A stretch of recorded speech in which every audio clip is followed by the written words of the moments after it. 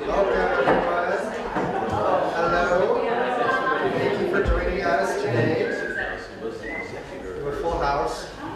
Welcome, my name is David Russell Jensen. My Tlingit name is Kéex Kwáan. We're here today as part of our Native American Heritage Month lecture series.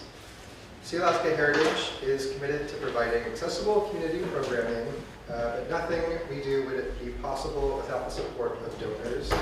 You can contribute online at sealaskaheritage.org/donate. Today's lecture will be presented by Dr. Jack Jones. He will share the tragic history of the bombardments of Xutsnoowú Wrangell, Kéex Kwáan, Kake, and Xutsnoowú Kwán, Angoon. Zachary R. Jones is a historian and archivist based in Alaska. He holds a PhD in ethnohistory from the University of Alaska Fairbanks. His research focuses on the Northwest Coast art history as well as Tlingit history and culture. Dr. Jones has published widely in history, anthropology, art history, museum studies, and archival science journals. Dr. Jones previously served as Sealaska Heritage's historian and archivist for a long tenure, and he currently works for the National Park Service Museum program in Anchorage. Thank you, and please silence your cell phones if you're here in person.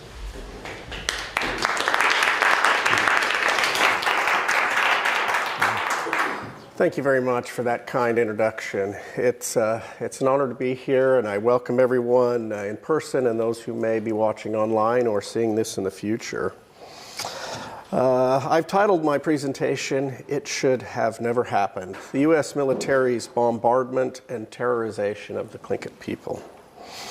Before we begin, I just wanted to give a bit of an acknowledgement. I think that's important.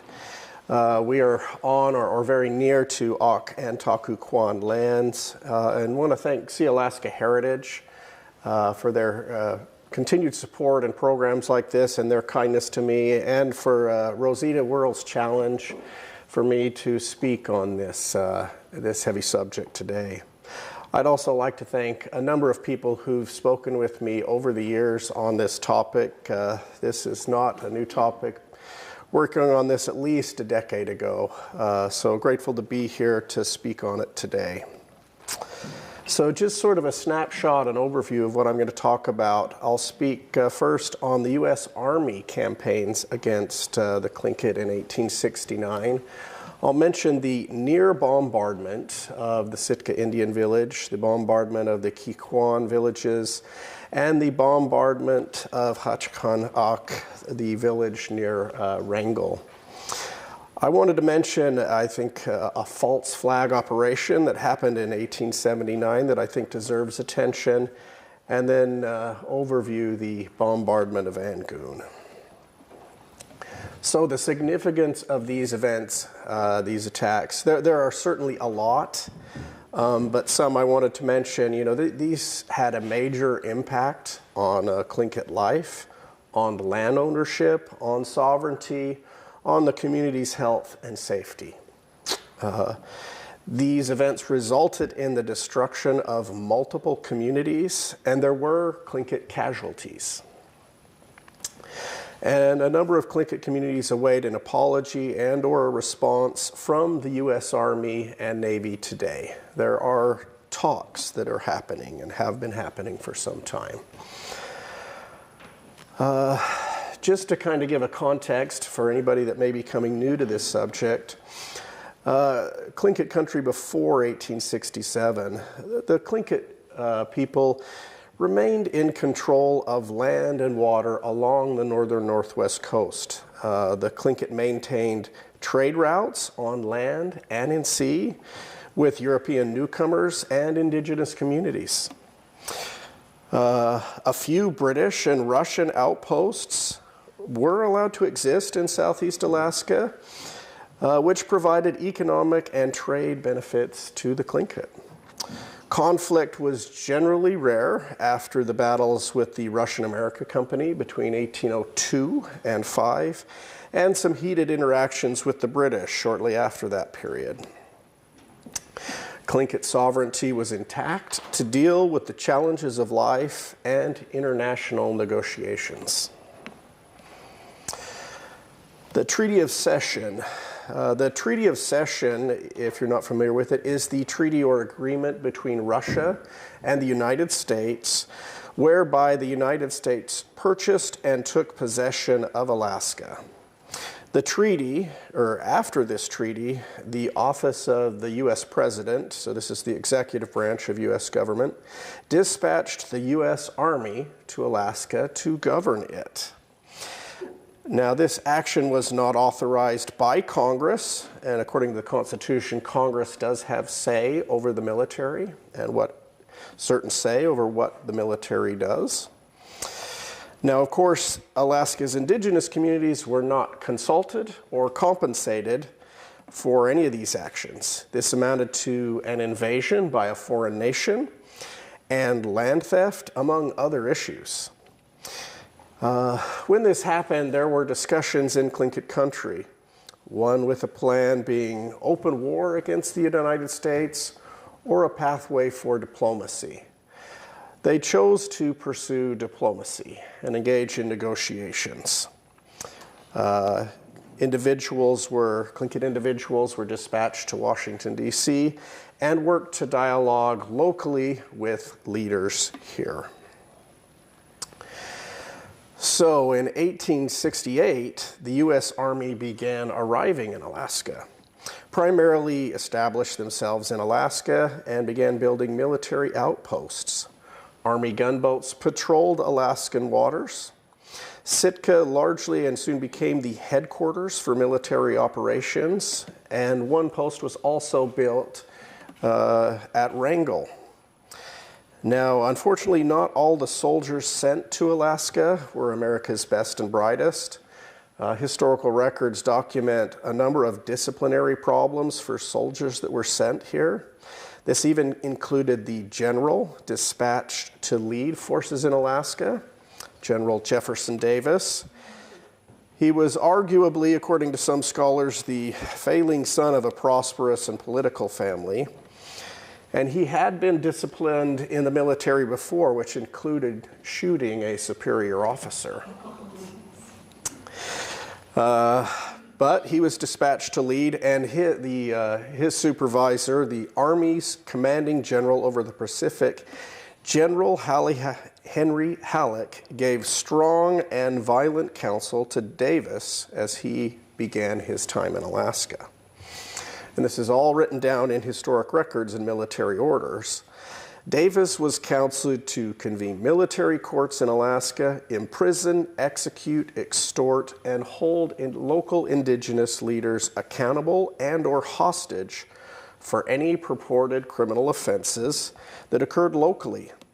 Gunships and Army artillery were used to threaten or bombard Southeast Alaska's Native community at General Davis's discretion. Army governance tactics since this time have been referred to as state terrorism or gunboat diplomacy. As maybe one point, according to the Encyclopedia of the American Indian Wars, the year 1869 was the most violent between indigenous communities and the U.S. military nationally across the United States. We have a post-Civil War military machine mindset with a lot of soldiers and ammunition. So I wanted to kind of make a few key points that touch on certain ways that Tlingit communities handle difficult situations like this.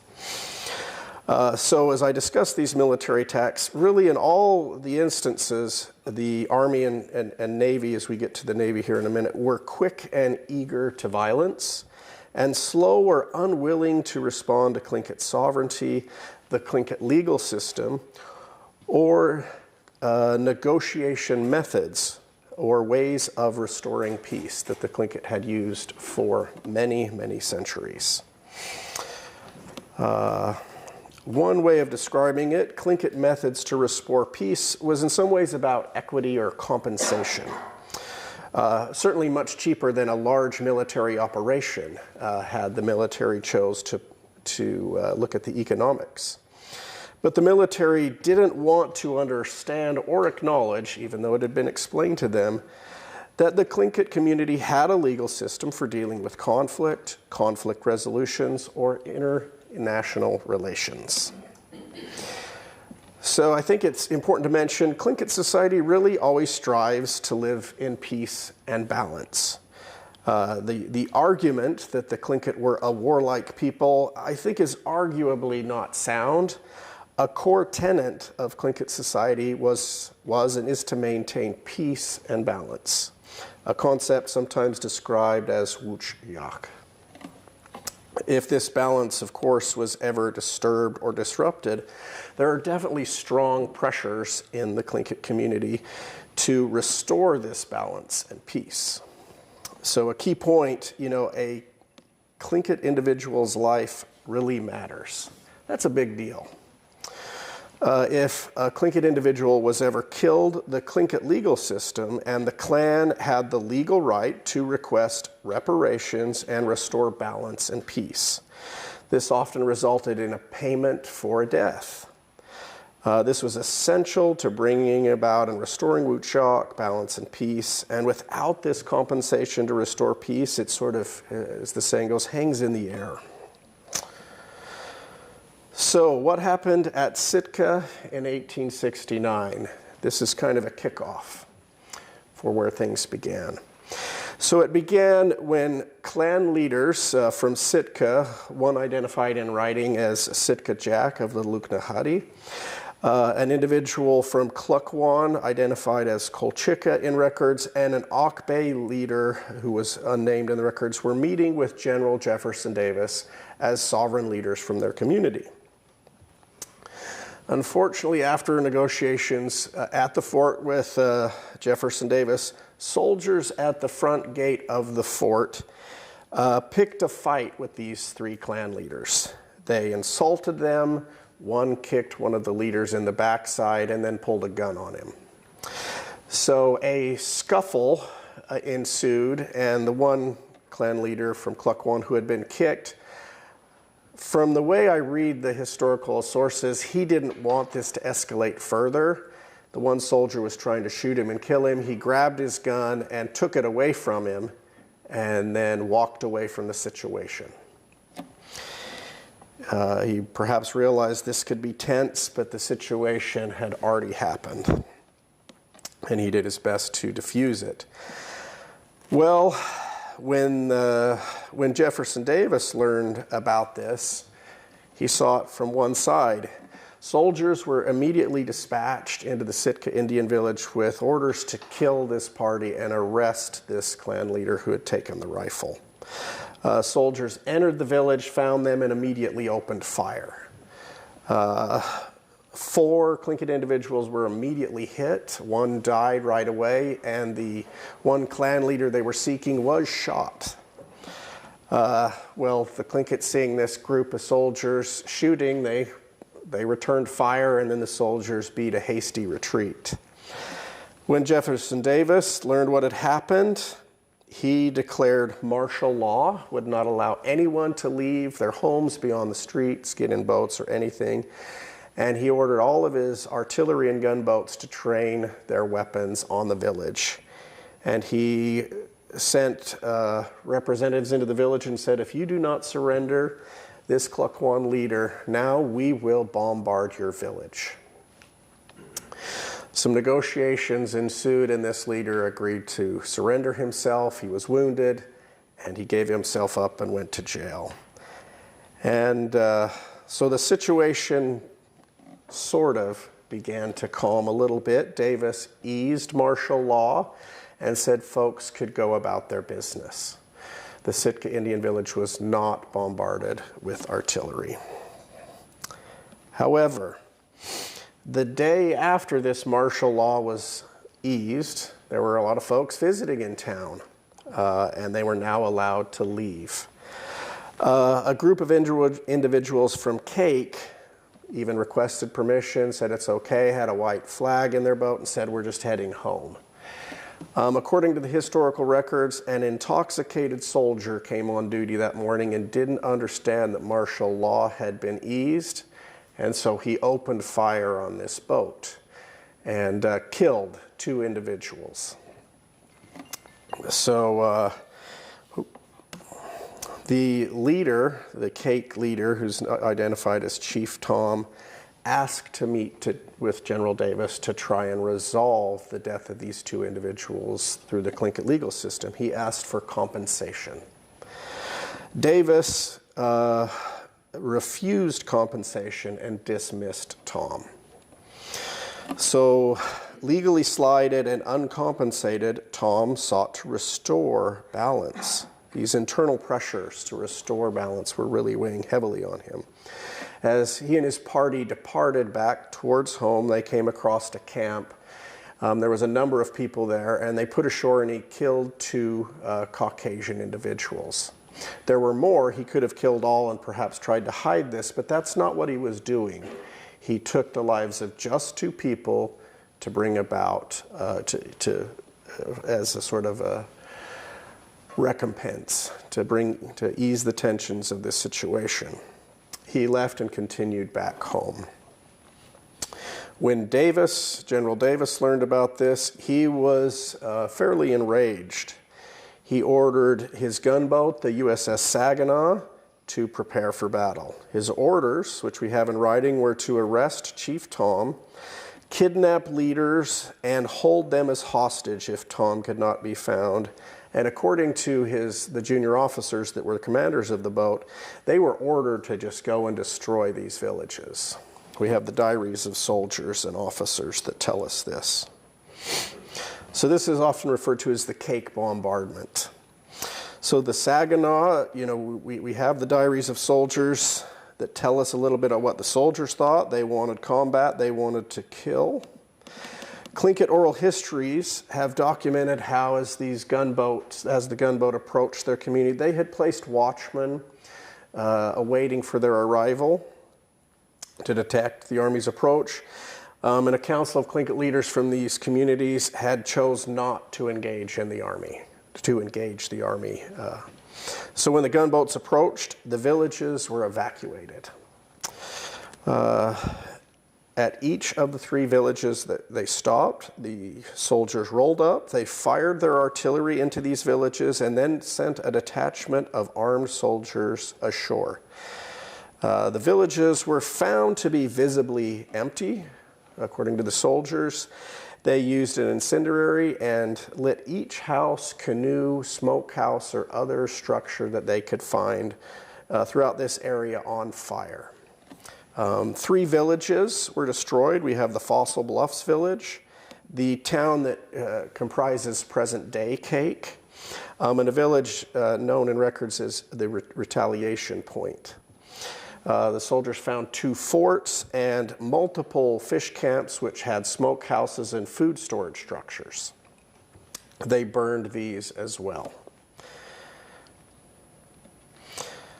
So, keep in mind this is February. It's not warm outside. This is winter. As far as casualties at Kake that we can document, it's hard to document certain things definitively, but Tlingit histories document how there was one elderly woman who was too ill to move with the rest of the community when they evacuated the building, and she stayed in her home, but she perished when it was shelled and burned. Also in the aftermath, if you can imagine this, with the loss of food, canoes, and shelter during winter, oral histories document some substantive hardship these communities endured. Likely additional casualties or fatalities. Some of the original artillery rounds from the Saginaw have been found and recovered as evidence of what happened. This is a parrot shell, an exploding parrot shell that was fired and found at the present-day village of Kake. And just as a point, UNESCO, they do have specific definitions of what constitute genocidal actions.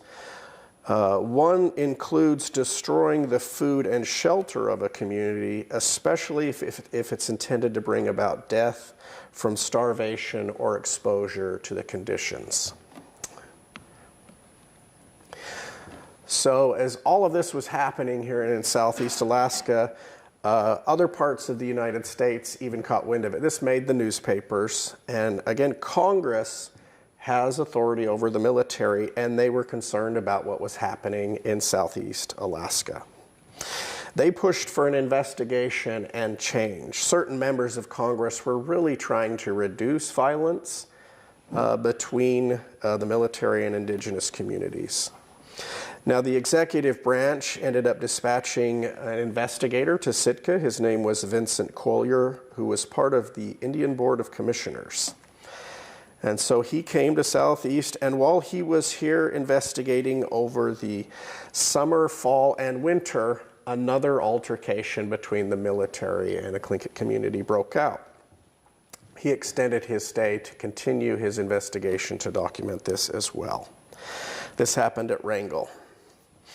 So I wanted to just share a couple maps here and a few things. If you can see this map is the map of the village. The original writing was probably drawn around in the 1880s by George Emmons. We've added some text so you can read, but it shows the specific clan housing areas in the Wrangell Village area. And make sure you notice what is north on my compass there.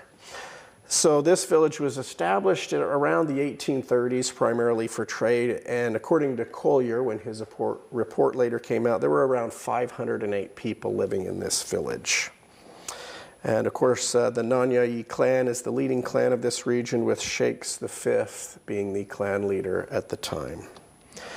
I also wanted to share a couple photographs. The oldest photographs of a Tlingit community were taken in the year 1868. Here's a couple. A pioneering photographer, Edward Muybridge, came through and took pictures of the Wrangell area. On one side here, you see a number of individuals from the Tlingit community posing on the rocks and in a canoe, with Fort Wrangell being constructed in the background. Those are military tents and things as the soldiers established their fort. And on the adjacent photo, a group of individuals from the community. And based on Emmons's map, I think it really seems to be this is likely the Kéex clan house area.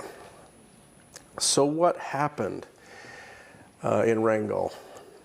So on December 25th, this is Christmas, soldiers invited Tlingit individuals to attend a party within the fort. Fortunately, the environment was not good. There was heavy drinking, and soldiers were making advances on Tlingit women. In this environment, a domestic disturbance occurred between a Tlingit husband and wife, and he was removing his wife from this party. A non-native woman and wife of one of the soldiers at the fort tried to get in between them, and she sustained an injury to her hand. The sight of a native man injuring a white woman had a strong effect on the soldiers who'd been drinking. They ordered, and sources are a little interesting on this perspective, but the orders were to arrest or just kill this Tlingit man. The soldiers, so here it is, they either shot this Tlingit man and his brother right there in the fort or just outside of it, or they went into the fort, and they stated they tried to arrest him, but even the Vincent Collier, who later looked at the military accounts when they were under investigation, said their story was hard to believe. But the evidence seems to suggest they were probably shot right there at the fort or just outside of it, based on especially Tlingit sources and what the newspaper said. So there's just a point, it was against military policy for soldiers to allow Native individuals inside the fort, and it was illegal, according to a federal law, for them to be serving alcohol. Soldier accounts later worked to omit that there was a party in the fort and that this had happened, which is one reason they tried to create a more carefully narrated account of what happened, especially since they were later under investigation for what had happened. So these individuals, 2 individuals are shot. One actually dies immediately, and the other later, a few days later, succumbs from his wounds. But the next morning, sources, especially Tlingit sources and newspapers, shine a light on a Tlingit man named Xutsnoowú. He kills a local merchant to fulfill Tlingit law and restore aachx, or balance. We know a good amount about this situation from Tlingit historians William Tamery and William Paul Sr., who recorded on audio recording or gave an oral account that was printed in the newspapers or wrote about this history themselves.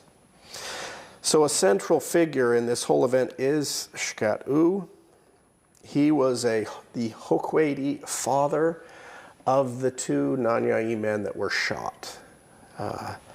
He was also a clan spiritual man, and aachx is the Tlingit word, a religious leader. So we learn that early in the morning, his Nanyai wife wakes him up and tells him about his sons' deaths. He calls out, according to Tamery and Paul, "Give me my tribal clothing," end quote. He dresses in his regalia, he takes his gun, and he leaves for the fort. And he goes looking for a soldier, but he can't find one, so there is a local merchant, a Caucasian merchant, just outside the fort, and according to William Tamery, Indian law says they must pay with the life of one of their men, end quote. So they see this, it's been argued this was a response within the Tlingit legal system to address what had happened. So later that day, you know, the army learns about this merchant who's been killed. They enter the village to seek out Xutsnoowú. The soldiers are not welcomed into the village. They beat a retreat and they begin trying to negotiate through messengers. The army sends a message and says, if you do not turn over Xutsnoowú by noon, we will open fire on your village with artillery. Sources record a number of Tlingit individuals leaving the village, heading south.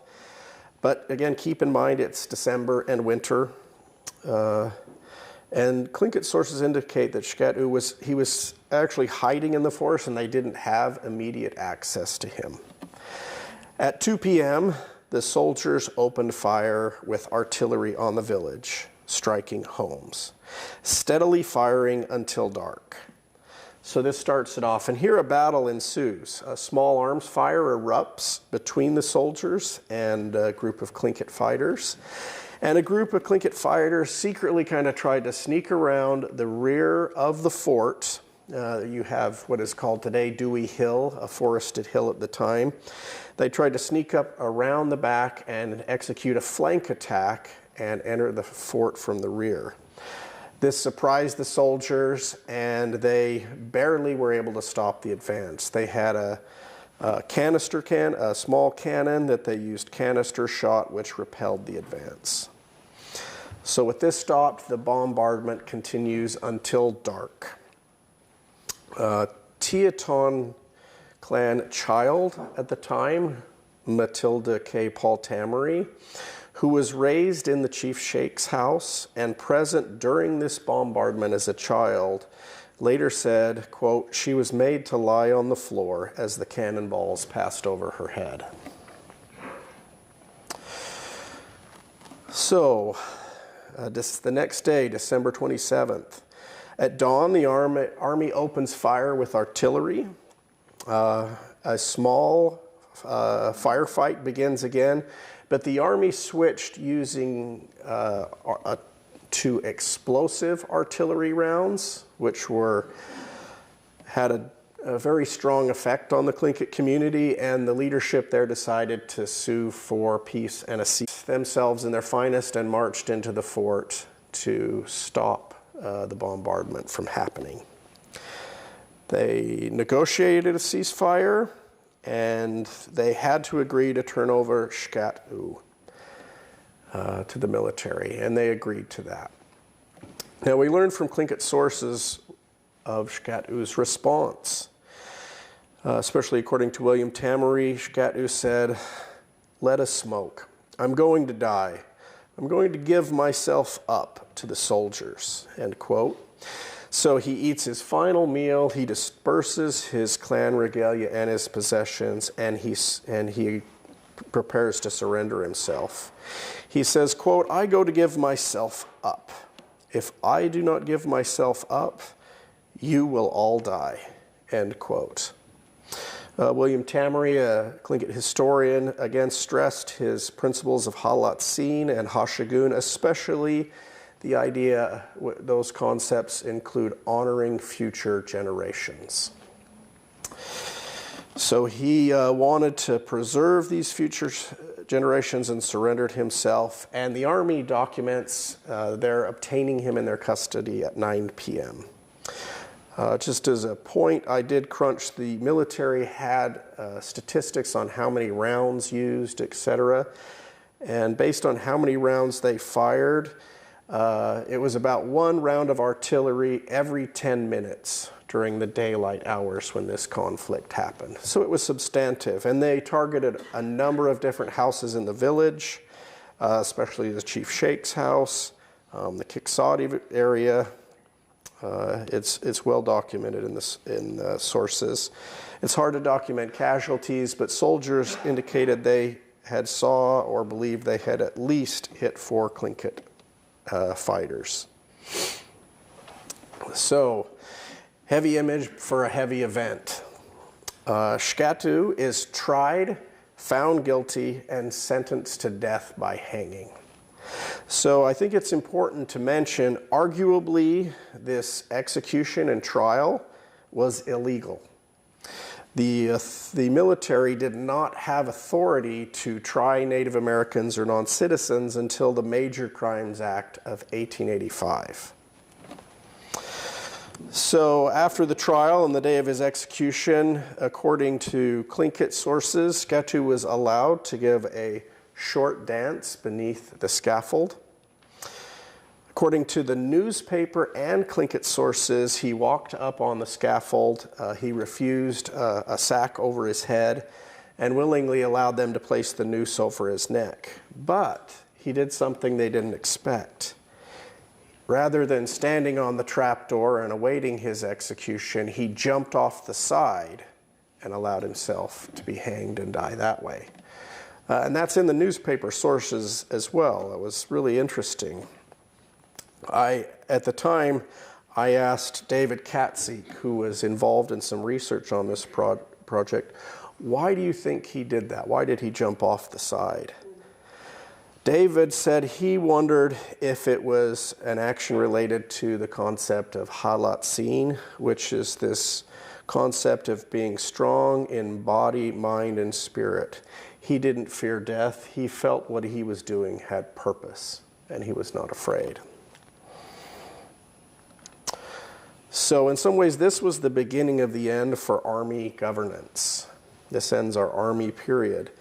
1869 is arguably a reign of terror. This year, the Tlingit had witnessed the destructive power of the military and their eagerness to use it. Death, suffering, fear, and destruction were encountered. These conflicts also ushered in the establishment of religious boarding schools, which were soon established. Now, Congress was displeased with what the Army had done. This photo here is a copy of it was put out in 1870, Vincent Collier's report on what happened. Congress ordered troop drawdowns. You know, they wanted to remove the Army, but they can't do everything, but they limited the Army's funding and began drawing troops down, and the Army was completely removed from Alaska as a governing agent in 1877. Jefferson Davis was removed from his post and new leadership was installed. So pain and trauma from these events have remained for some individuals in the Tlingit community. And evidences of these past conflicts occasionally surface, such as finding military rounds in villages. And 2 of the villages near Kake were never rebuilt. They've remained ash and part of history. So that concludes the Army phase, but we have a naval phase. But to get there, I want to mention what I would argue is a false flag operation. This has not received a lot of attention by scholars. So in 1877, when the Army is ordered to pull out, the Tlingit residents at Sitka began removing the Army fort wall. They take it down, and the wall that separated the Tlingit community from the rest of Sitka. There was a dividing, literally a line, physical barrier that divided the 2 communities. And a few Tlingit individuals habitated some buildings that the military abandoned, and there had been a few Tlingit individuals who had been killed while working for companies or otherwise, and they asked for compensation from these companies and individuals responsible. Well, the residents at Sitka, the non-native residents, they wanted a military presence and policing presence in Sitka. They used the media to portray these events as an Indian uprising. They essentially planted a false flag, and they used the media and said, we're under attack, and they called on the British, come and rescue us. And so a British warship from Canada just below us came and pulled into the Sitka harbor and docked. Nothing happened. But this political theater of having another nation come into one of our harbors to provide protection did what they wanted, and it resulted in the Navy being installed as the new governing entity in Alaska. So this begins the naval phase. So to discuss the Angoon bombardment, again, another very heavy topic. There's been presentations and publications, and a number of individuals from the community have continued to speak about this publicly. I certainly am not here to add to the good words that have been said, but I hope to offer some context on maybe some things that haven't gotten as much attention. So many good things have been said about this difficult and heavy subject. So I want to kind of share some sources about what may have contributed to the bombardment of Angoon that may not have gotten attention. So I'd first like to introduce William Gouverneur Morris. He was a customs collector at Sitka. It has been argued by others that he was sort of a rabble-rouser, a violent person, a drinker. He was racist, he had an ego, and he was not a model public servant and government employee. He was very openly antagonistic to the Native community. He vocally and in writing in his reports advocated for violence against the Tlingit community. And he circulated and spent time with a lot of the military officers. They were in the friend circle. He also cohorted with other, we'll say, less than upstanding individuals that were at Sitka. Some have argued they were sort of pirate-like merchants. So I just share a couple examples. There's a lot of sources, and boy, I'm happy to share them, and that's partly this letter here is just one. His office as customs collector overlooked the Sitka Indian village, and for his pleasure, he'd lean his rifle out the window and shoot dogs that were in the village when he'd see them walk by. And in one instance, one report, a child was standing next to one of these dogs. The Sitka Native community was not happy, obviously. His behavior was dangerous. It made national newspapers. It's in the New York Times.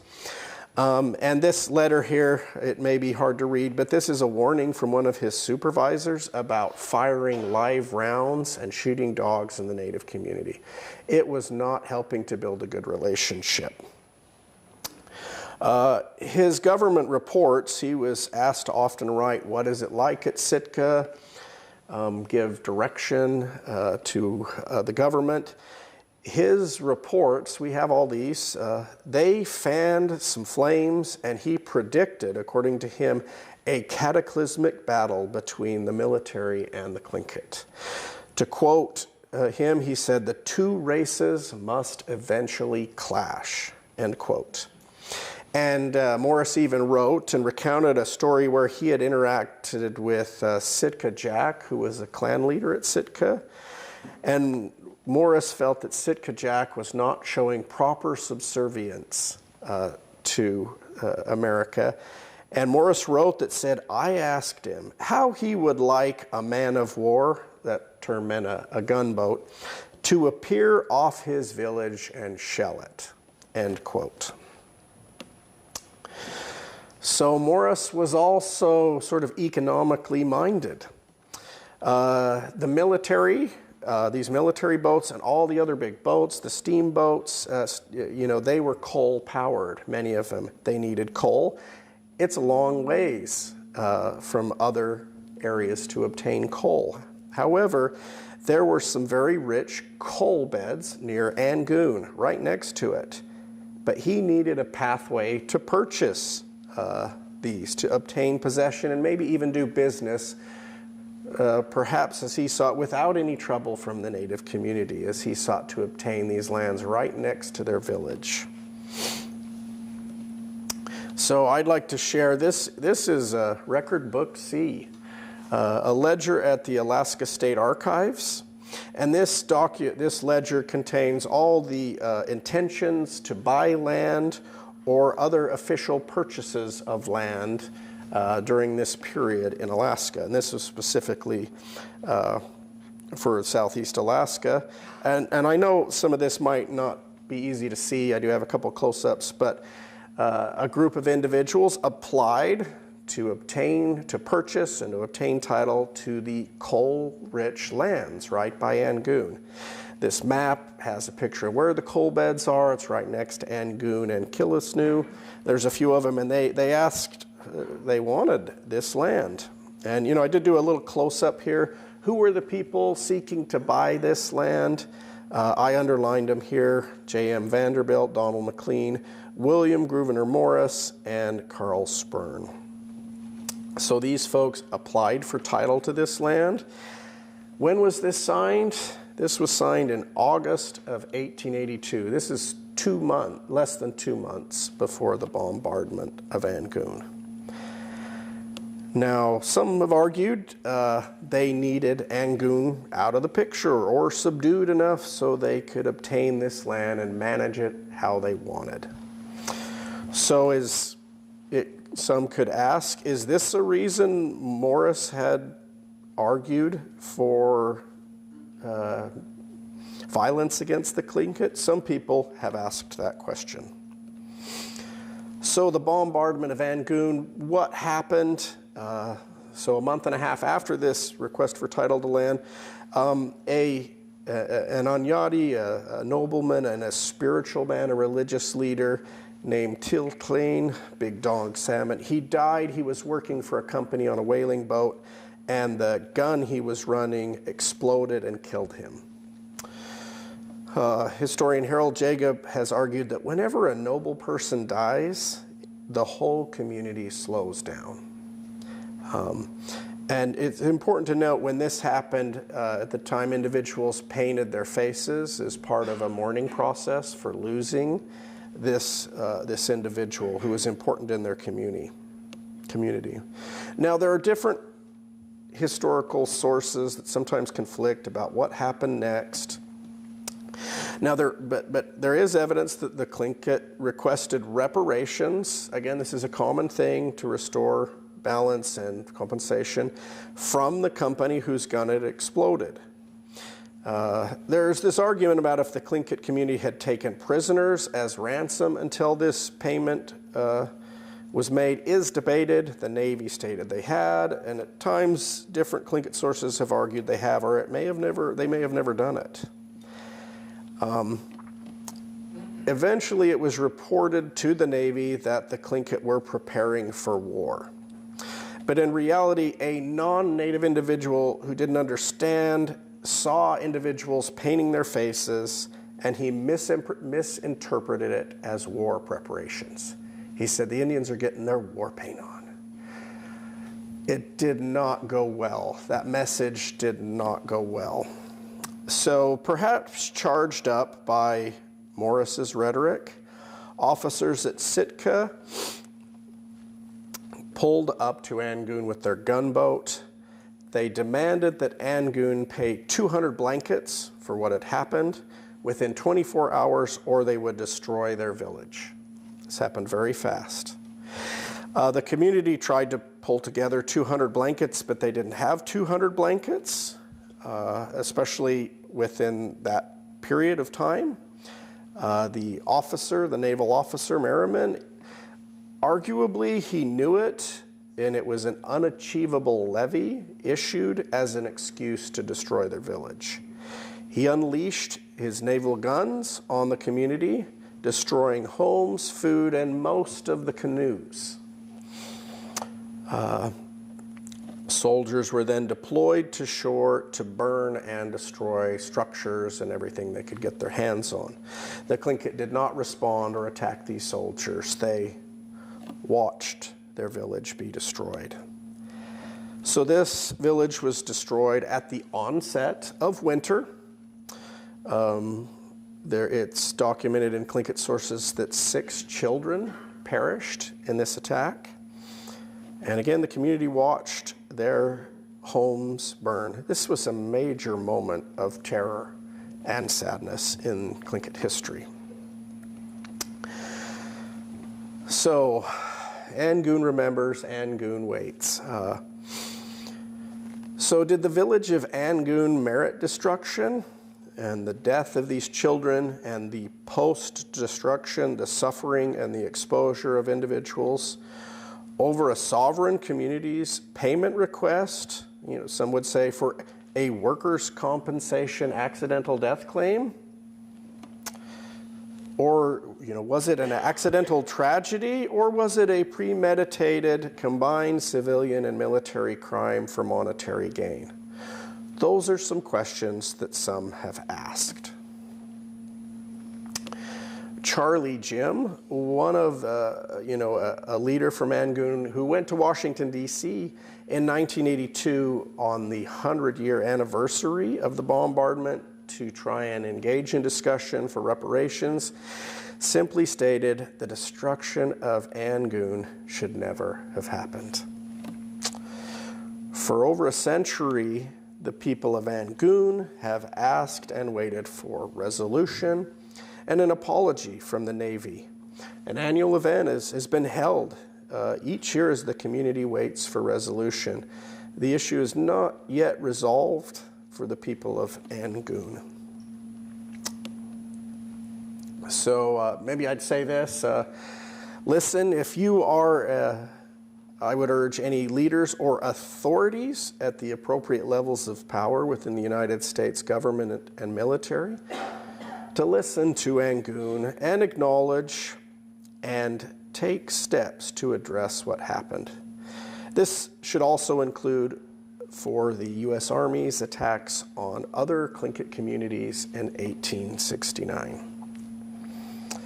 So as I begin to end my presentation, I want to try to provide a couple things that are not as, maybe not as a downer. This is a heavy subject, and mention a couple things to maybe change the tone and leave maybe on a little bit more of a positive note. So what were some Tlingit responses to this? There's certainly been a lot, but I think it's worth mentioning a couple. So naval uniforms have been taken as a crest for payment for wrongs committed by the Navy. At least specifically by the Deescalate, Kwáan, and Xutsnoowú clans in history. So you note the Wanwasha, that's this photograph.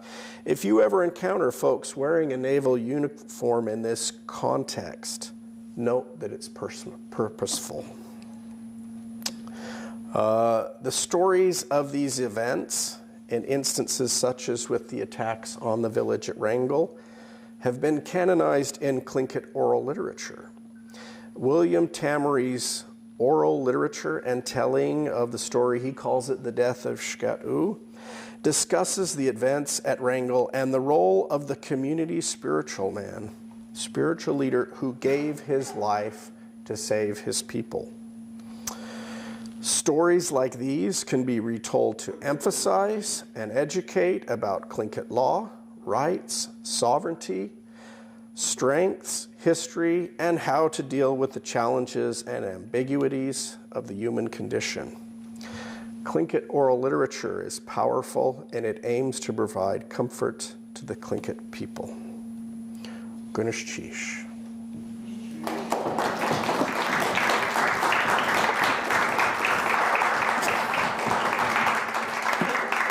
We do have a few minutes for questions. If you're in the audience, you can raise your hand. We do have a microphone.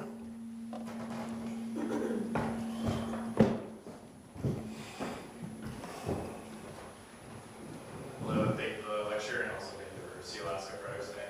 I was wondering, after the naval phase, or after the Army phase, you mentioned that Congress dispatched an investigator. I was wondering, my first question is, after the naval phase, did Congress have an investigator for that bombardment as well? To my understanding, it did not get the same amount of attention or a same critical report. There is a very long history to it, and the community of Angoon have worked on this. Boy, it's a long history. They have tried to discuss it in courts for reparations. They've been trying to dialogue with people, but I've never encountered a report or investigation that was as substantive as with what happened in 1869. Thank you for your question.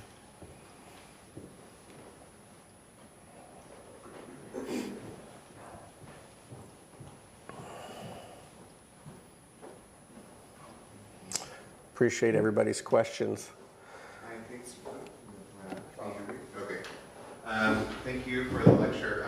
I'm curious, and without going into a whole other timeline, because obviously Russian occupation would have had orthodoxy, and we're starting to see religious influence moving up. Do they have any obligation morally to try and interact between these entities to prevent these things from happening? Or what was the church's stance and involvement in trying to prevent these? A good question. That's a good question to put to those churches. I'm not aware of it, and I don't know of any action taken to stop it. With the U.S. Army, it sort of kicked off the influx of especially Presbyterian-run boarding schools. And I don't think the Russian Orthodox Church, they were very disempowered after Alaska sort of transitioned into so-called American possession. But I think that's a great question. I'd love to see these organizations respond. Thank you.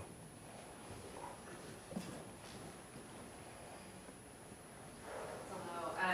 Thank you for bringing up the transfer of power or whatever from the Russians to the American government, because I've heard that it was never, that America didn't buy Alaska, that it was just the trading rights of that area, and I'm wondering why the U.S. government even thought that a military presence was necessary to preserve those trading rights, or like under what guise, or am I completely wrong with the trading rights? It's a great question, and you're right, that subject is a very big subject and has had a number of legal reviews about what the Treaty of Cession meant for indigenous communities, Russia's interpretation of what it meant, and what the United States decided the interpretation later meant. Arguments about what rights Alaska Natives had and land ownership have been argued in the courts over time. Even that played into the Alaska Native Claims Settlement Act. So, those issues really came out. The United States didn't really want to respond in a certain way. They had their objective and they moved forward. As far as why was the Army, Alaska was acquired as a new possession and it was given a status as department. And that meant the executive branch could assign governance. When the Army left, the Department of Treasury was over Alaska. They could assign it as they saw fit within certain parameters, but they ended up choosing the Army. Thank you for your question. Thanks, Zach, for the presentation. Your last slide of the ladies in the naval uniforms, I was fascinated when I first saw this in, I think it was one of the celebration parades where the women were wearing the caps. And I'm especially interested in the role of the admiral. I talked to, I think it was Leona Santiago about that. And she said she would tell me more, but I've never had the opportunity to speak with her about it. Do you know anything more about that role? I don't know if I'm qualified to speak in too much detail on that, but yes, there is a position referred to as admiral that has a leadership position in that group, and the group has remained active over the years. If you look in archives, there's a lot of photographs of this group and other instances where folks wear this, and it's purposeful. I'd probably leave that to the current admiral to explain, but I appreciate your words. She could probably do a better job than me.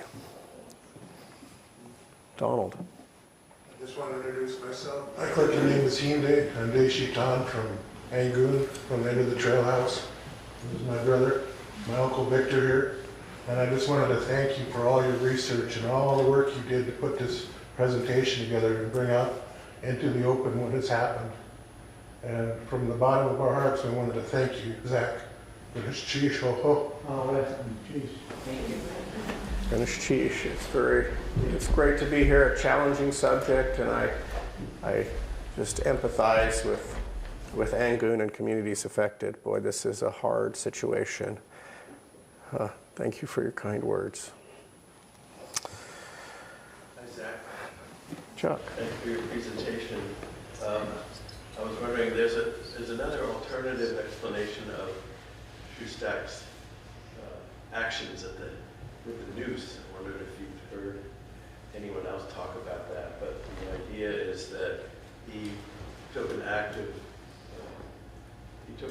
that was very active in jumping off the side of the scaffold, and so the idea was that by doing that, he was making an affirmative step to try to make peace.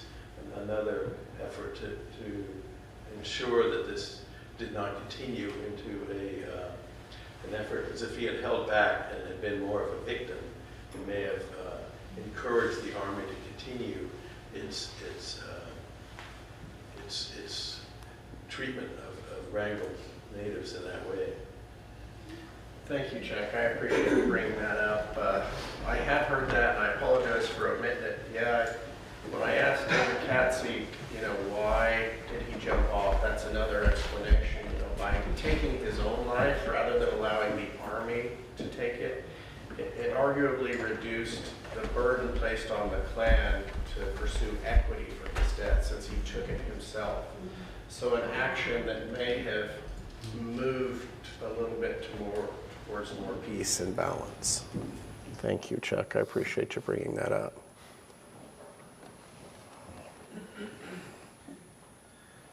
Goodness, geez, Dr. Jones, can we call you Indiana? No, I will reiterate my brother-in-law's heartfelt thanks, and they are descendants of the Deescalate survivors of the ancestors of the Angoon bombing. But I also, too appreciate your historical and factual presentation of what occurred. But equally important is I really appreciate how you brought to attention and how you integrated these important Tlingit concepts and values of aachx, spiritual balance. It brings the mindset of what our people were dealing with. The Tlingit property law, which had been in existence for thousands of years, to all of a sudden have violations And it was beyond just the taking of land and of resources. And I'm trying to just imagine the anxiety that our ancestors had during this period. In fact, while land and resources are now, under federal and state legal jurisdiction, we do have, Tlingit property laws that continue to exist, such as our crests, our songs, clan names, our stories. So I really appreciate, that how you were able to help folks try to see from the Tlingit worldview. It was more than just this political transaction and disputes that occurred.